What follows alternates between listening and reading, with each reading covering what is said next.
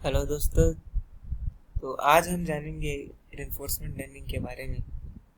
और reinforcement learning को जानने से पहले हमें ये जानना होगा कि आखिर रिइंफोर्समेंट लर्निंग की ज़रूरत क्या पड़ी और क्या हम रिइंफोर्समेंट लर्निंग से वो अचीव कर पाएंगे जो नॉर्मल सुपरवाइज्ड लर्निंग अचीव कर पाते हैं। तो जानते हैं इसके बारे में। उससे जानने से पहले हम देखेंगे कि रिइंफोर्समेंट लर्निंग में रिइंफोर्समेंट का मतलब क्या होता है। तो रिइंफोर्समेंट का मतलब होता है कि किसी इंसान को किसी टास्क को बार बार करवाना, पनिशमेंट का अपोजिट।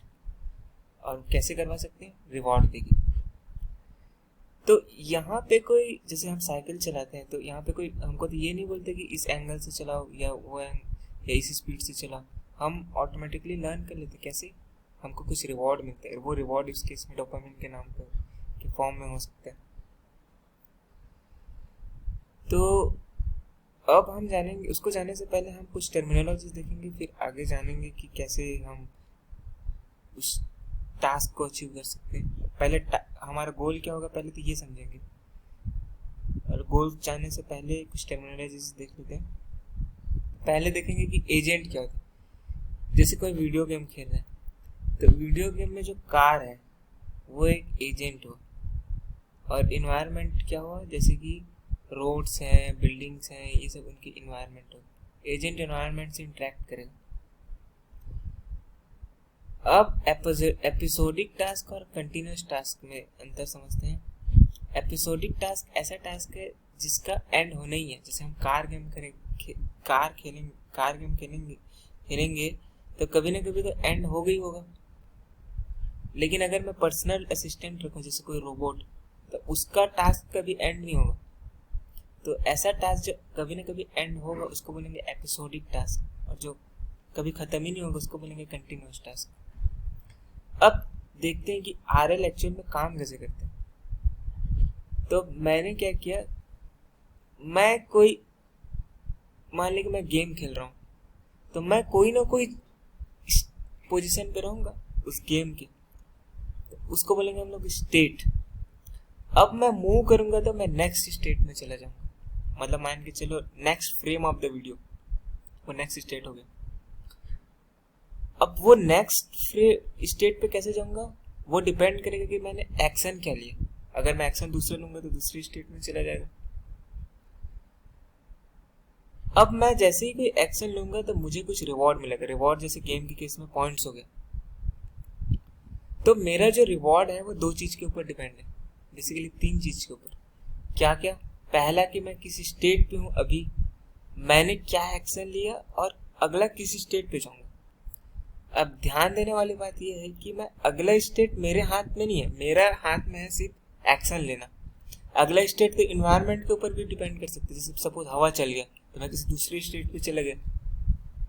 तो रिवॉर्ड फंक्शन क्या है कि न केवल मेरे एक्शन पे, वो अगला स्टेट के ऊपर भी डिपेंड करेगा, जो कि अगला स्टेट मेरे हाथ में नहीं है, वो मेरे इन्वायरमेंट के ऊपर भी डिपेंड करेगा।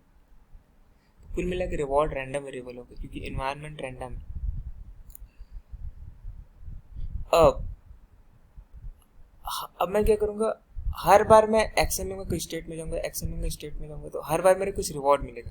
तो उसको जैसे बोल दिया RT+1, RT+2, RT+3, ऐसे करते करते आर कैपिटल टी तक के जाए। Capital T terminal time state है, मैं मान के चलो। अब क्योंकि आर रैंडम वेरिएबल है तो इसको मैं ऐड करूंगा तो वो भी एक रैंडम वेरिएबल होगा, जिसको बोलेंगे हम लोग GT।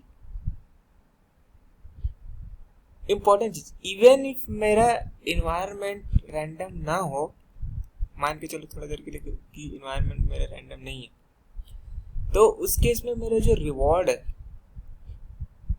वो एक, मतलब रैंडम वेरिएबल नहीं होगा, ये फिक्स एक फंक्शन होगा सिर्फ, जो रैंडम वेरिएबल की बजाय। लेकिन मेरा जो कैपिटल टी है वो रैंडम वेरिएबल हो जाएगा, क्योंकि कहाँ पर एंड होगा ये तो नहीं पता मेरे को, वो तो मेरे खेलने के ऊपर डिपेंड करेगा। तो दोनों ही केस में मेरा जो GT है, G स्मॉल टी, जी स्मॉल टी मतलब ST से स्टार्ट किया टर्मिनल स्टेट तक के, तो कितना मेरे को रिवॉर्ड मिले। तो ये जो चीज है GT, इसको बोलेंगे हम लोग क्यूमुलेटिव रिवॉर्ड। ये हमारा एम रहेगा कि इसको मैक्सिमाइज करना। लेकिन GT जो है वो रैंडम वेरिएबल है, क्योंकि या तो क्योंकि कैपिटल T रैंडम वेरिएबल है और R भी रैंडम वेरिएबल है। R रैंडम वेरिएबल ना भी हो तब भी कैपिटल T तो रैंडम वेरिएबल है ही, तो कुल मिला के GT मेरा रैंडम वेरिएबल होगा, जी स्मॉल टी। तो हम अब क्योंकि GT रैंडम वेरिएबल है, तो हम GT को मैक्सिमाइज करने की बात नहीं कर सकते। तो हम क्या कर सकते हैं, उसका एक्सपेक्टेशन को मैक्सिमाइज करने की कोशिश, क्योंकि GT एक रैंडम वेरिएबल, GT को तो मैक्सिमाइज नहीं कर सकते। तो हमारा एम क्या रहेगा कि E of GT, expectation of GT, इसको मैक्सिमाइज करने का हमारा गोल रहेगा।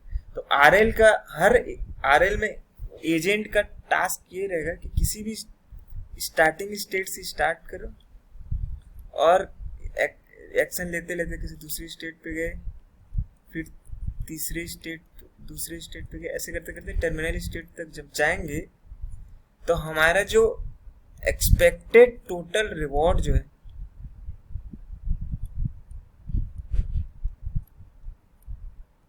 ये मैक्सिमाइज हो। मतलब क्या कि G0 सपोज कुछ प्रोबेबिलिटी होगा इसका, G1 का भी कुछ प्रोबेबिलिटी होगा, G2 का भी कुछ प्रोबेबिलिटी होगा। तो जैसे P1 P0 हो गया इसका, प्लस P1 प्लस P2, ये जो इसका जो सम है वो मैक्सिमम है। अब यहाँ पे एक प्रॉब्लम आ गया। वो प्रॉब्लम ये है कि क्या हर एक टास्क एपिसोडिक, ये जो मैंने डिफाइन किया वो तो एपिसोडिक टास्क के लिए। अब कंटिन्यूस टास्क के लिए कैसे क्या होगा? तो कंटिन्यूस टास्क में एक प्रॉब्लम है कि अगर मैं किसी R सपोज पॉजिटिव है, उसको infinite number of times add करूंगा तो वो भी इनफाइनाइट हो जाएगा, तो वो तो फाइनाइट नहीं होगा। तो उसको दूर करने के लिए हम क्या कर देंगे, एक डिस्काउंट फैक्टर ऐड कर देंगे।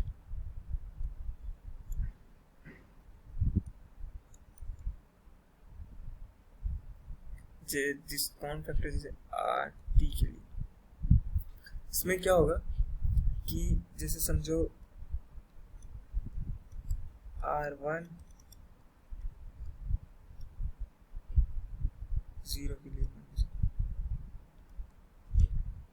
ये जो गामा बोल रहा हूँ, गामा ये 0 to 1 में बिलोंग करेगा। तो ये जब 0 से 1 में बिलोंग करेगा, इसलिए क्या होगा कि इवन इफ मैं सम ऑफ इनफाइनाइट टर्म्स अगर मैं डाल दूंगा इसमें, तो वो एक पर्टिकुलर लिमिट को अप्रोच करेगा। क्यों? क्योंकि इसका कॉमन रेशियो जो है वो तो 1 से कम है, इसलिए ये जो सम है वो फाइनाइट हो जाएगा।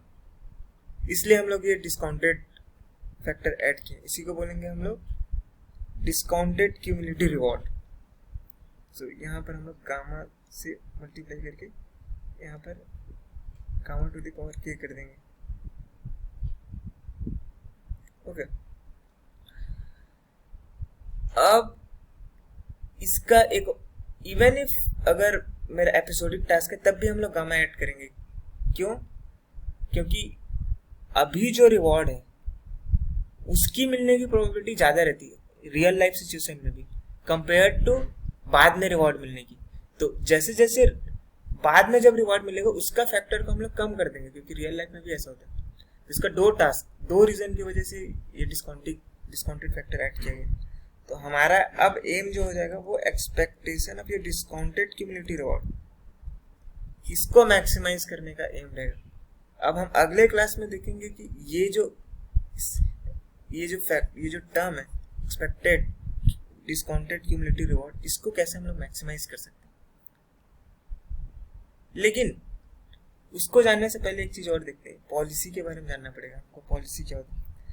पॉलिसी एक ऐसा फंक्शन है जो कि मैप करते हैं स्टेट से एक्शन। तो क्योंकि मेरा रिवॉर्ड जो खुद डिपेंड करेगा कि मेरा एक्शन क्या है, और जो कि एक्शन मेरा डिपेंड करेगा पॉलिसी के ऊपर। पॉलिसी एक ऐसा फंक्शन है जो कि स्टेट को मैप करेगा एक्शन पे। तो कुल मिलाकर मेरे जो पूरा का पूरा जो क्यूमुलेटिव रिवॉर्ड है वो मेरे पॉलिसी के ऊपर डिपेंड करेगा, क्योंकि पॉलिसी के हिसाब से ही मैं एक्शन लूंगा। हर एक स्टेट पे जाऊंगा, ये पॉलिसी के हिसाब से ही एक्शन लूंगा, और उसके बेसिस पे मेरा टोटल रिवॉर्ड आएगा। तो मेरा एम रहेगा कि ऐसा पॉलिसी ढूंढना है कि ये जो एक्सपेक्टेड क्यूमुलेटिव रिवॉर्ड है ये मैक्सिमाइज हो जाए। ये है रिइंफोर्समेंट लर्निंग का मेन गोल, कि ऐसा पॉलिसी ढूंढना जिससे कि एक्सपेक्टेड क्यूमुलेटिव रिवॉर्ड मैक्सिमम हो जाए। अच्छा, ये पॉलिसी डिटर्मिनिस्टिक भी हो सकता है और प्रोबेबिलिस्टिक भी। जैसे कि मैं किसी पर्टिकुलर स्टेट में हूँ, तो मैं ऐसा फंक्शन बना सकता हूँ कि अगर वो स्टेट में हो तो ये वाला एक्शन लूंगा।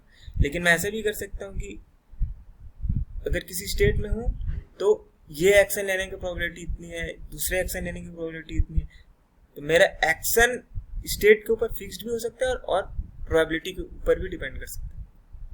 तो उस केस में मेरा एम रहेगा ऐसा पॉलिसी ढूंढना कि ये वाला टर्म मैक्सिमम हो जाए। दोनों केस में गोल तो वही रहेगा कि ऐसा पॉलिसी ढूंढना कि ये मैक्सिमम हो जाए।